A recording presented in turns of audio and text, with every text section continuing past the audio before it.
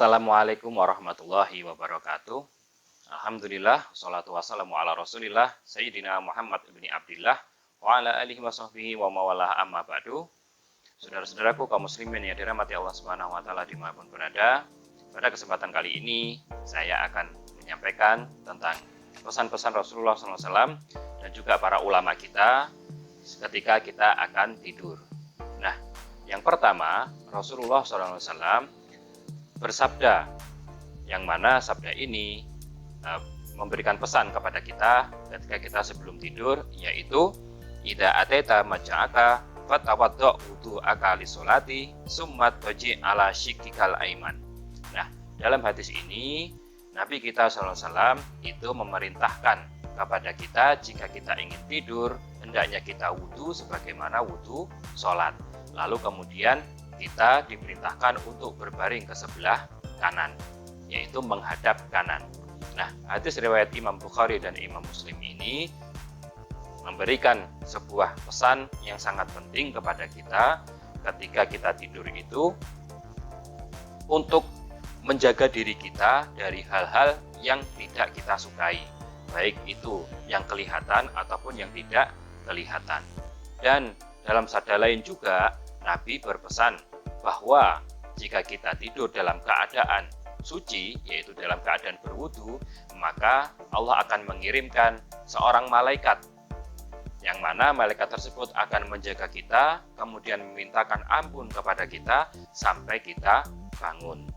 Dan juga dalam sabda yang lain yang diriwayatkan oleh Imam At-Tirmidzi bahwasanya Rasulullah SAW itu mengatakan jika kita tidur dalam keadaan suci, maka ruh kita itu seakan-akan dekat dengan Allah dan dalam keadaan beribadah. Dan jika kita tidur dalam keadaan tidak suci, maka ruh kita beribadah kepada Allah tapi jauh. Dan jika kita tidur dalam keadaan junub, maka seakan-akan kita tidak beribadah kepada Allah.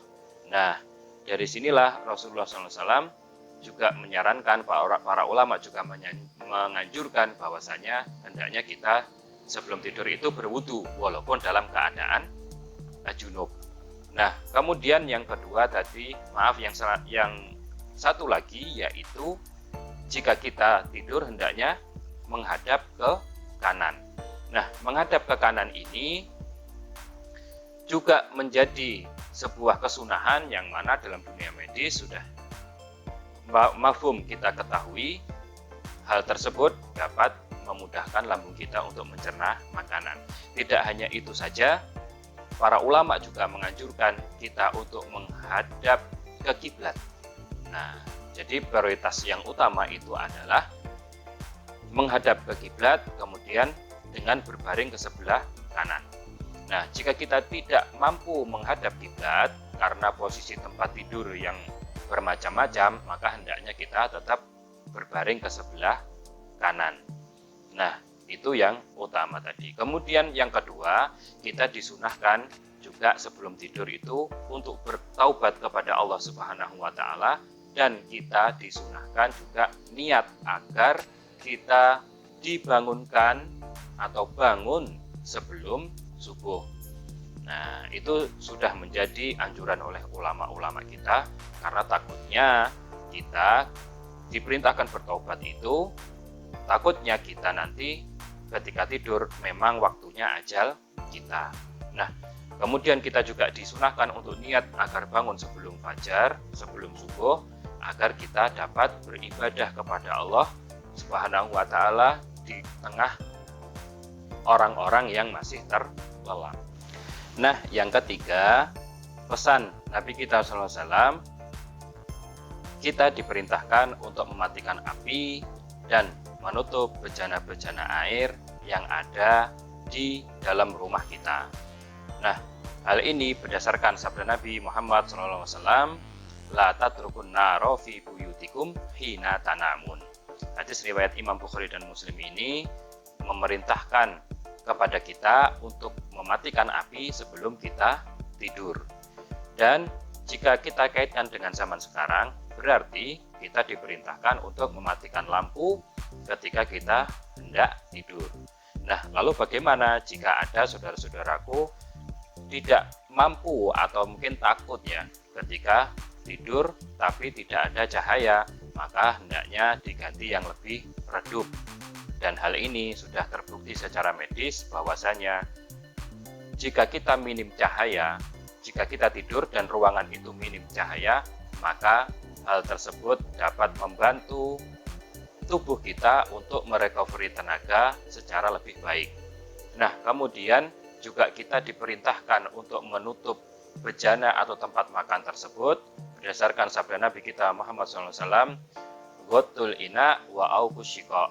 Maka dalam hadis ini yang diriwayatkan oleh Imam At-Tirmidzi, Nabi kita memerintahkan hal ini karena Allah Subhanahu wa Ta'ala itu akan menurunkan wabah atau bencana atau penyakit ke dunia ini, yaitu sekali dalam setahun. Dan kita tidak tahu kapan penyakit itu datang, diturunkan oleh Allah ketika di malam hari dalam 1 tahun tersebut. Nah, maka jika terbuka tempat-tempat makanan, tempat-tempat air yang ada di rumah kita dan penyakit tersebut turun ke dunia, maka penyakit tersebut akan berdiam di tempat air atau tempat makanan yang terbuka tersebut. Maka Nabi memerintahkan untuk menutup semuanya, yaitu berkaitan dengan air, dengan makanan ketika kita akan tidur.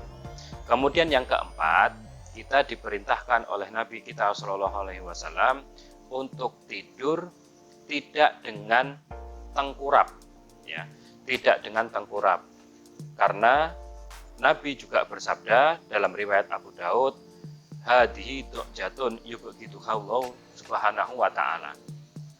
Tidur dalam posisi tengkurap ini dapat menjadikan Allah Subhanahu wa Ta'ala murka.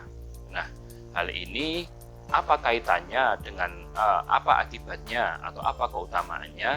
Nah, disinilah rahasia hadis Nabi SAW, yang mana hal ini sudah menjadi perintah dari beliau SAW dan kita disunahkan atau dianjurkan untuk mengikuti perintah beliau.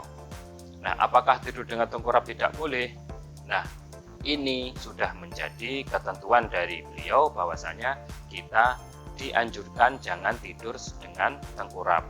Tapi jika kita tidur kemudian tetap nanti posisinya ketika bangun tengkurap, ya tidak masalah.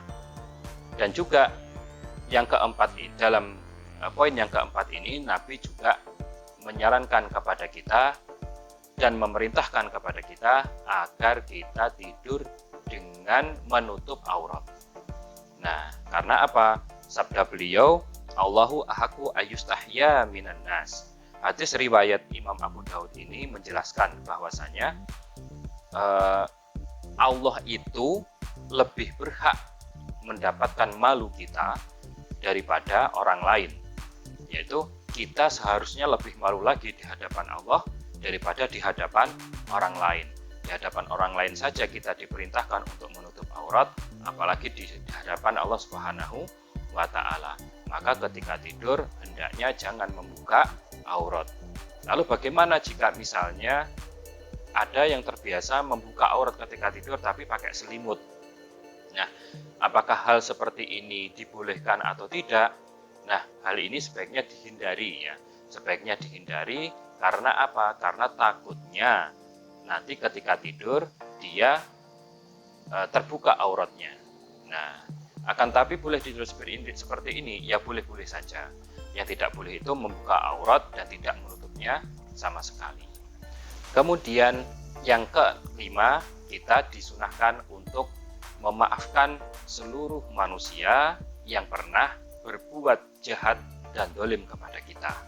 Hal ini sebagaimana firman Allah Subhanahu wa Ta'ala dalam surat Asy-Syura ayat 40, faman afa wa aslaha fa ajruhu 'ala Allah. Barang siapa yang memaafkan dan dia memperbaiki dirinya, maka dia akan mendapatkan pahala yang besar dari sisi Allah Subhanahu wa Ta'ala. Nah, inilah pesan para ulama yang terakhir ini sudah menjadi tradisi ulama kita, yang mana beliau pasti memaafkan orang-orang yang telah berbuat jahat, telah berbuat dolim kepada beliau sebelum tidur. Agar kenapa? Beliau mengharapkan pahala yang besar dari sisi Allah dengan memaafkan orang-orang yang sudah berbuat salah. Nah, hal inilah yang diajarkan oleh Rasulullah dan oleh para ulama kita, dan hendaknya kita melaksanakannya sebaik-baiknya. Dicoba salah satu dari 5 poin tadi, kemudian diikuti dengan yang lain, dibiasakan sehari-hari agar kita mendapatkan keutamaan dari sisi Allah Subhanahu wa taala dengan mengikuti perintah Nabi kita dan juga anjuran-anjuran dari ulama-ulama kita. Semoga bermanfaat. Usikum wa ya nafsi bitaqwallah. Assalamualaikum warahmatullahi wabarakatuh.